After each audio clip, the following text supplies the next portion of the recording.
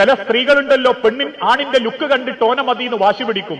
കല്യാണം കഴിഞ്ഞ് 4ാമത്തെ ദിവസം വീട്ടിക്ക് കണ്ണീരുമായിട്ട് വരുന്ന മോളോട് ചില വാപ്പാരുമാര് ചോദിക്കും, എന്താ മോളെ എനക്ക് ആ വീട്ടിൽ സന്തോഷല്ലേ?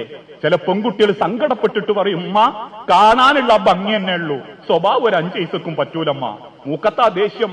ഒന്ന് ഞാൻ 2ാമത്തേന് തെറി വിളിക്കും. കെട്ടിയ പെണ്ണിനെ തല്ലുന്നവരുണ്ട്, അവളെ മരിച്ചോയ വല്യപ്പാരെ പറയുന്നവരുണ്ട്, വളർത്തുദോഷം പറഞ്ഞിട്ട് കുടുംബത്തെ തെറി പറയുന്നവരുണ്ട്.